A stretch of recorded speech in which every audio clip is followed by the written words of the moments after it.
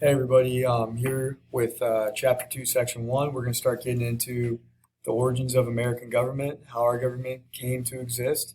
Hope you did good on Chapter 1 test, and I hope you did good on the island activity. Hope you guys enjoyed that. So, one thing that um, I really want you to understand why I like that island activity is because you created your own government. Literally created your own government, just like our founding fathers had to create their own government. You guys made laws.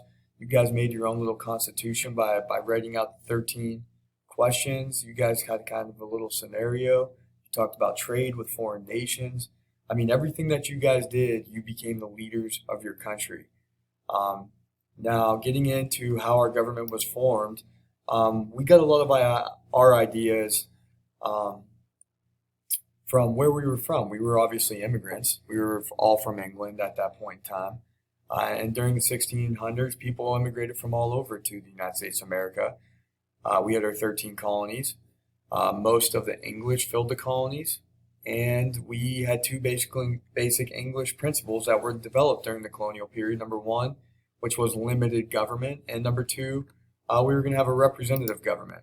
So where did we get the idea of limited government from? The first kind of idea from that we got from the English. Well, the seeds were first seen in something known as the Magna Carta in 1215.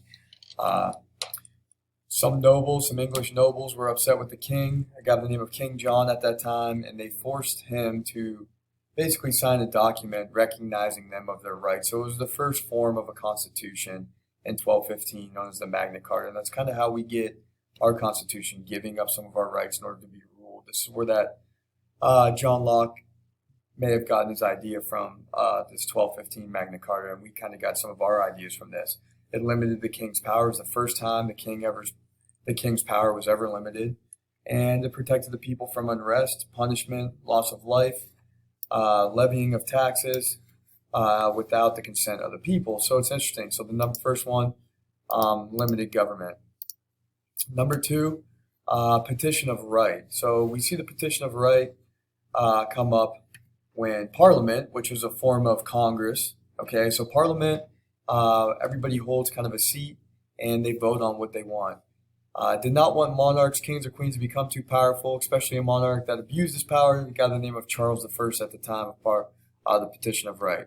They forced Charles I to sign what was known as the Petition of Right, much similar to the Magna Carta, and it limited his number and a number of ways, through taxes. The king and the parliament continued to fight over power, and civil war broke out, which makes sense. Every day, Thomas Hobbes woke up, saw war, saw killing, people dying left and right. And it's wonder why he thinks this. He's looking at it and he goes, well, the petition of right failed, and it caused a civil war. We need a king to be more powerful. Parliament's troops end up winning. They end up chopping off Charles's head, and after a decade more of chaos, the monarchy was restored. So Hobbes kind of grew up during that time period. He saw war, and he kind of believed in the other way of going to be about things. Finally, interesting. Where do we get our idea of the Bill of Rights? Well, the English Bill of Rights. Same old conflict between the king and the Parliament. In 1688, Parliament reached an agreement, and King James II was removed and restored by the guy by the name of William III and Mary II. This became known as the Glorious Revolution during this time.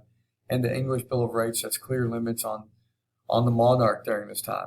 And John Locke was right at I believe John Locke, I might be wrong here, but I think, don't quote me on this, John Locke, this was the end of it, towards the end of his life, and he kind of saw this um, kind of unfold.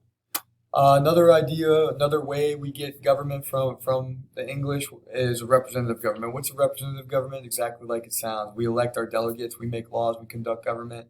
The power is held within the people. The British Parliament was a representative assembly with the power to enact laws. They had two chambers, the upper and the lower chamber at this time. The House of Lords was known as the upper, was the first sons of the noble family. And the lower chamber, the House of Commons, was elected as well.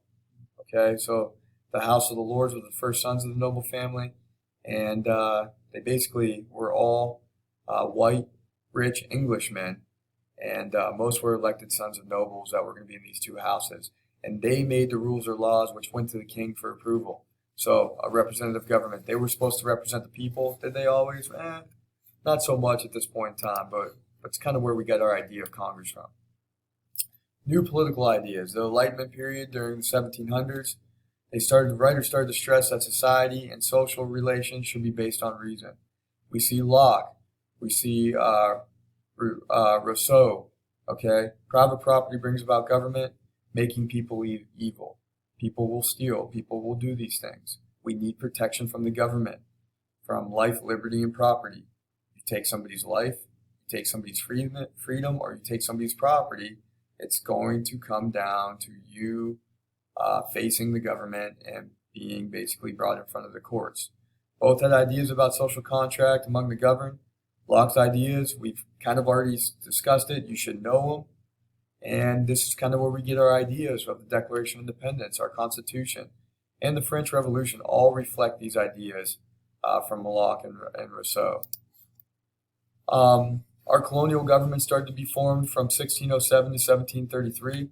Each colony had its own government consisting of a governor, a lawmaking body, which is known as a legislature, and a court system. Each colony still owed allegiance to the monarch, which was the king or the queen during this time. And our democratic ideas started to grow in the colonies. Why democracy? Every colony required land ownership in order to vote. Women and enslaved persons could not vote during this time, and farmers and hard workers wanted to have their voices heard. Okay, so it's a couple things, key parts of each colonial colony's governmental system. Number one, each colony had a constitution, all right, a legislature of elected representatives, and separations of power. Some of the first, going back now, some of the first constitutions that were formed, and we're talking about constitutions.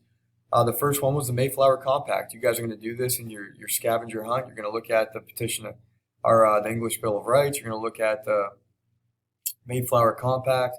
You're going to look at the Articles of Confederation. And you're going to look at one more. It might be the Petition of Right. I'm not sure.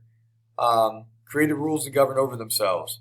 They chose to choose their own leader. The laws known as the General Fundamentals. This was the first system of laws in the English colonies, just like you guys did on your islands. All right. Massachusetts then developed another colony in Connecticut, and there they developed the first constitution called the Fundamental Orders of Connecticut, which is the first constitution of the actual colonies. So we see the colonies stemming from the Mayflower Compact, stemming from their laws known as the General Fundamentals, and then eventually the first constitution, which was in Connecticut. It gave people the right to elect governors, to elect judges, and representatives to make laws for them. The Virginia House of Burgess, the first legislature in America, established in 1619. This was a lawmaking house in the colonies. Virginia was the biggest colony. Church members believed they should also elect government officials, starting the elective principle once again. Separation of powers. Colonial governments divided the power of government between the governor, which had the executive power in the colony. It was almost like the president of each colony. The legislative assembly had the power to pass laws, and the colonial courts heard the cases. Separation of powers. You guys saw this on Tom Ritchie's video. Charles Louis Montesquieu. Montesquieu. I have to look up the saying of that one, but pretty sure it's somewhere around there. Colonists were familiar with his ideas. Okay, at this time, he's the one who created separation of powers.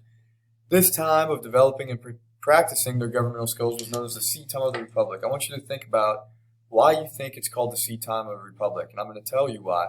It's because we were practicing our principles all the way back from 1607 all the way until 1776. We were practicing these governmental principles of ruling and governing over ourselves for over 100 years before the Revolutionary War even was fought. So when this happened, they started taking away our freedoms to be able to create laws, and they were putting us in a military state, and they were coming over here giving us taxes and taking away those very freedoms that John Locke talks about, freedom of life, liberty, and property. They took away our property. They were taking away our freedoms. They were taking away all different kinds of things. People started to bring up the question of John Locke and, hey, what is going on here? We have to do something about it, and we should be able to rebel against this government where they're telling us to do stuff, and it takes them 3 months to even get over here, and they're telling us how to rule things when we've been ruling for over 100 years already, and they're telling us how to rule now? Okay, so you can see how this would make us mad, all right, during this time. This is known as the seed time of the Republic, and you can see it down here. Okay, we were practicing separation of powers, okay, that were put on, that created this time. We were creating our own colonial legislators. We were writing our Constitution, started way back in the Mayflower and then went to Connecticut and then spread throughout the 13 colonies. All right, we were doing all these things. All right, we were voting. We were doing, we had private property, and we knew what the social contract was. All right, there was chambers of legislators in Virginia that we were getting ideas kind of from these foundations during this time.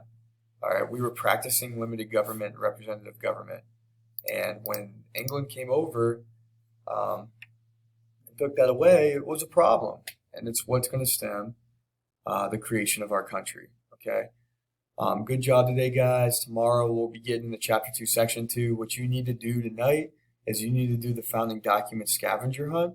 You're literally just looking at the 4 documents I gave you, A, B, C, and D, and each at the end of that, there's quotes from each of them. You have to tell me which document each quote came from, A, B, C, or D. It's 25 questions, and then you're going to turn that into the Dropbox. And good luck. If you have any questions, please shoot me a message through Schoology, and I can certainly get back to you in a timely manner. All right, guys.